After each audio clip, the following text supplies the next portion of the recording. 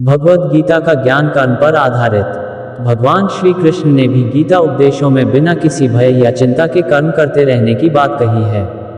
ऐसा कहा जा सकता है कि गीत ज्ञान के माध्यम से श्री कृष्ण ने मनुष्यों को जीवन जीने का सही तरीका सिखाया है। कर्म से होकर परमात्मा तक जाने वाले मार्ग को उन्हीं ने बताया है।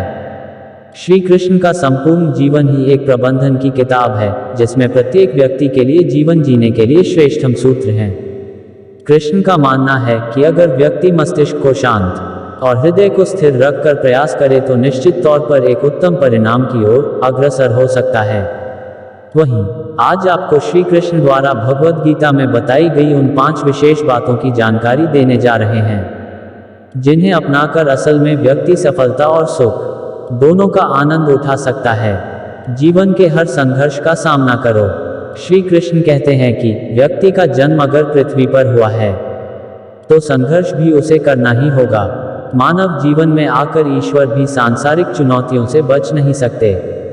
ऐसे में परिस्थितियों से भागने के बजाय उसके सामने डटकर खड़े हो जाना चाहिए, क्योंकि कर्म करना ही मानव जीवन का पहला कर्तव्य है। कर्मों से ही परेशानियों को जीता जा सकता है। विजय के लिए स्वास्थ्य की आवश्यकता। श्री कृष्ण का मानना है कि व्यक्ति को विजय हासिल करने के लिए स्वस्थ रहना जरूरी है, क्योंकि स्वस्थ शरीर से बल प्राप्त होता है और दिमाग भी विपरीत परिस्थितियों में तीव्रता से चलता है, जिसके कारण व्यक्ति हर लड़ाई में सफलता पाता है। किताबी पढ़ाई से ज्यादा जरूरी रचनात्मक शिक्षा।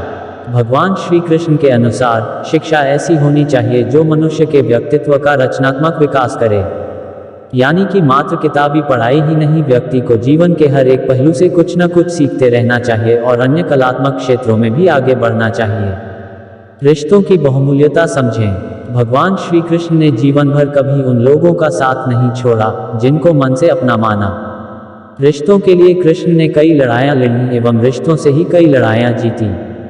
उनकी यही बातें इस बात का संकेत हैं कि सांसारिक इंसान की सबसे बड़ी धरोहर रिश्ते ही हैं। शांति ही है सबसे बड़ा हथियार। कृष्ण ने महाभारत युद्ध के पहले शांति से समझौता करने के लिए पांडवों और कौरवों के बीच मध्यस्थता की।